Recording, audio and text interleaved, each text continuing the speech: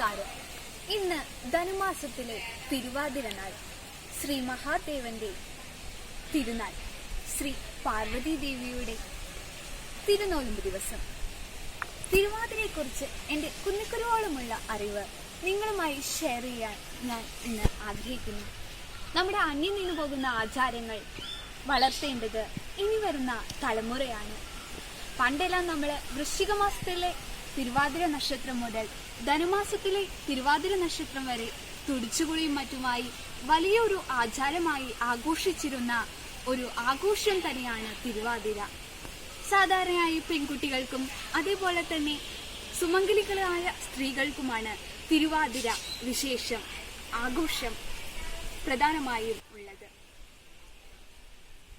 ഈ ആചാരങ്ങളെല്ലാം തന്നെ കുടുംബ മഹിമ വളർത്തുന്നതിനും കുടുംബങ്ങളുടെ കെട്ടുറപ്പ് കൂട്ടുന്നതിനും ഉപകാരപ്പെടും എന്നതുകൊണ്ട് തിരുവാതിര ആചാരം വളരെ പ്രസിദ്ധമാണ്.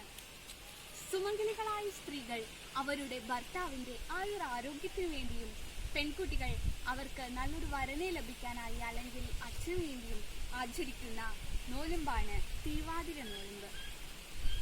തുടിച്ചുകുളിയാണ് പ്രധാനമായും പറഞ്ഞു വരുന്നത്. ഈ തിരുവാതിര ആചാരം എന്ന് പറഞ്ഞാൽ, തിരുവാതിരയുടെ ഐതിഹ്യം എന്ന് പറഞ്ഞാൽ, ശ്രീ മഹാദേവന്റെ തിരുനാളാണ് അല്ലെങ്കിൽ പിറന്നാളാണ് തിരുവാതിരയായി നമ്മൾ ആഘോഷിക്കുന്നത്. ശ്രീ പാർവതി ദേവി കായ്കനികൾ മാത്രം ഭക്ഷിച്ചും കൊടും കാട്ടിൽ പൊയ്കയിൽ നീരാടിയും അതികഠിനമായ തപസ്സുകൾ അനുഷ്ഠിച്ചാണ് ശ്രീ മഹാദേവനെ വരിക്കുന്നത്. അതിന്റെ സ്മരണാർത്ഥമാണ് വ്രതാചാരങ്ങളോടെ നാം തിരുവാതിര ആഘോഷിക്കുന്നത്.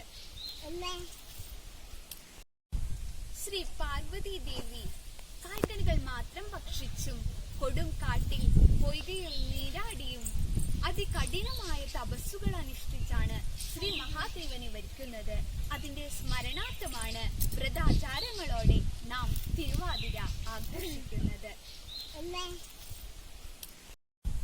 ശ്രീ പാർവതി ദേവി കായ്കനികൾ മാത്രം ഭക്ഷിച്ചും കൊടും കാട്ടിൽ പൊയ്കയിൽ നീരാടിയും അതികഠിനമായ തപസ്സുകൾ അനുഷ്ഠിച്ചാണ് ശ്രീ മഹാദേവനെ വരിക്കുന്നത്.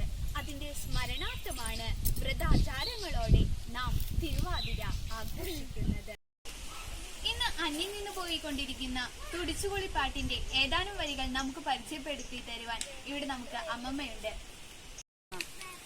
ശ്രീപാർവതിയുണ്ടോ നിരാടുവാൻ ഞാനെന്റെ പതിയോടു ചോദിക്കട്ടെ, ഭഗവാനെ ഞാൻ പോട്ടെ നിരാടുവാൻ, ആരു സഖിയുണ്ട് പാർവതിക്ക്, മാതിയിലെ മംഗമാർ സഖിയുണ്ട്.